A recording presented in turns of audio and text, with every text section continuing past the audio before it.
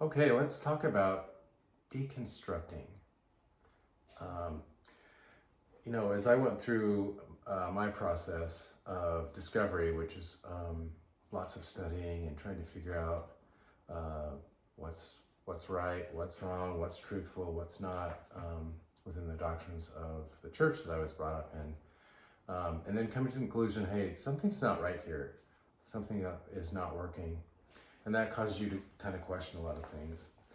And then you get to a point where you have to start breaking stuff down and trying to understand what is real, what really happened. Um, and that's a lot of work.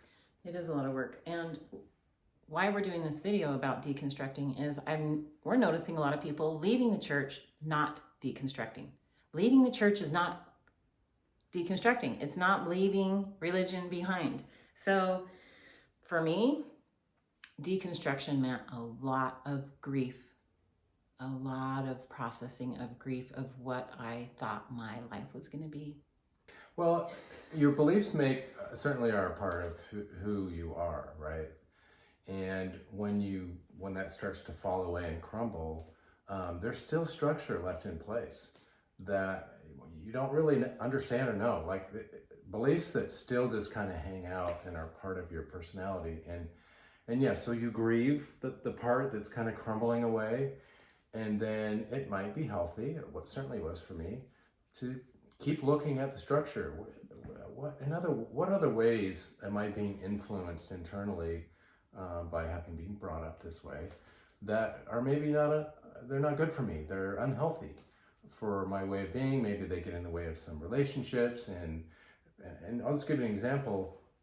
I didn't really have a lot of close personal friends in the church, and there's a couple of reasons for that. I don't need to get into them, but for whatever reason, I didn't have that, and so I had to find that. What is that? Let's give some reasons. You were busy providing for our large family, very large family. So he was very busy with that, and because he was such a good leader, of course, he had high demand callings. You were very busy. Lots of time spent in service of others without really getting super close to anyone, really. Yeah.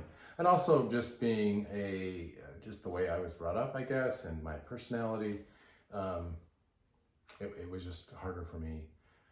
But I found that after I deconstructed and really broke a lot of those things down, I could be a lot more open and be free to be myself around other people, and find that I could really start to have those kind of relationships with others. So that's a good example. Yeah. For me, a lot of it is around the roles of a woman, family, marriage, sexuality, all this kind of stuff. Political beliefs were deconstructed. I didn't just stop at, I don't believe in this anymore, but I deconstructed every single belief that I had of a higher power outside of me. So I had to do that in order to, just for my own mental health, honestly. And, if you've left a high demand religion, if you've left that belief system that you were born into, that you really didn't choose, it's all you've ever known, you're going to be pretty skeptical about what you bring back into your life. So, yeah. Yeah, and it is a choice. We do get to choose our own reality in a way, and how we see that reality. Yeah, I think I actually have an example of something that I deconstructed or have worked to deconstruct.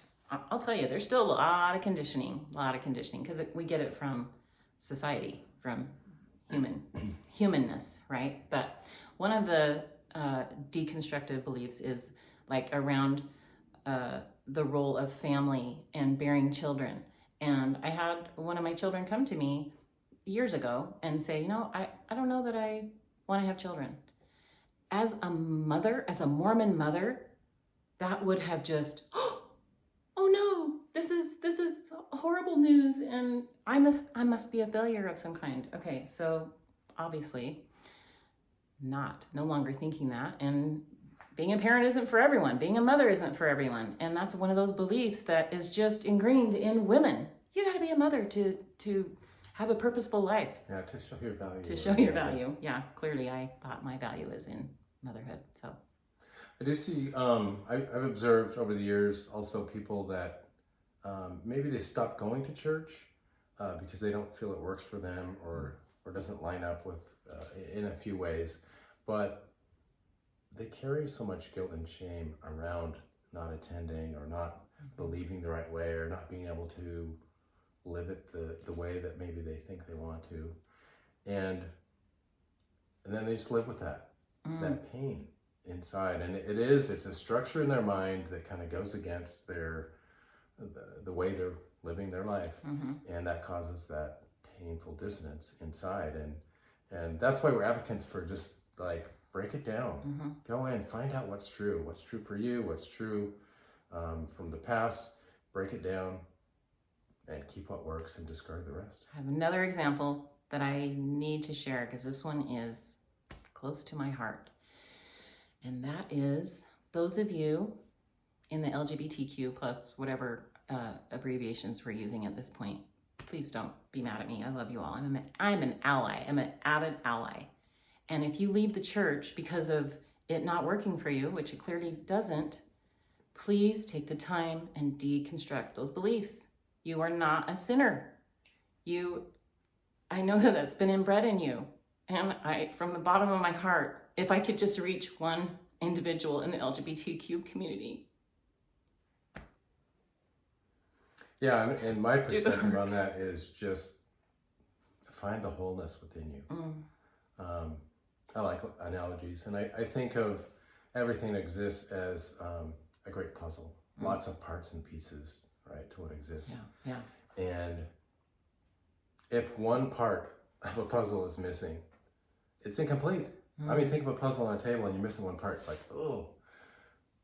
But to me, what exists, the universe, whatever you want to call it, is whole in all of its parts and pieces. And you can't get rid of a piece. You might lose yourself for a while. Yeah. You might be stuck under a rug and someone needs to pick up that piece and put it in place. But yeah, there's wholeness in everyone. And in some ways it just needs to be found. Yes. And so do the work. And we're specifically talking about deconstruction, but that can happen in therapy, talk therapy. Please use a professional if you have access to that. If you can in any way, get help. Books, podcasts, mentors and coaches and guides also helpful. Do the work of deconstruction. Meditation. I do a lot of meditating. Stillness. Just finding that wholeness within me.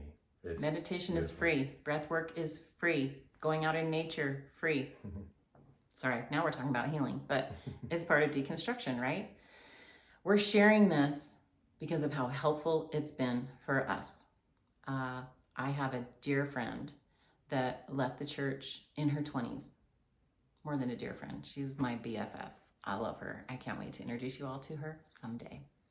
But she left because she came out. She was gay and it didn't work for her. But did you know that she raised her children in the church because that's what she had? And luckily she lived in an area that she could do that. It was California, so she could do that without a lot of judgment. But she felt a lot of pain. She felt a lot of pain, a lot of shame, and was in therapy for years because of the narrative of being a sinner. So I'm so grateful she has deconstructed. I'm so grateful that other friends and family have deconstructed so that they don't have to carry the pain of shame and guilt and can, go on and heal and have wonderful There's a lot more we lives. can talk about here. I mean, one of the main things coming out of Christianity is you're broken, you're a sinner, you're not whole, you're incomplete. And having the ability to break that down and feel more at home within yourself, it's awesome. It's a beautiful place to be. It is, and we want it for all of you. Yes. So keep listening, keep doing the work. You are loved, you're valued, you're going to get through this.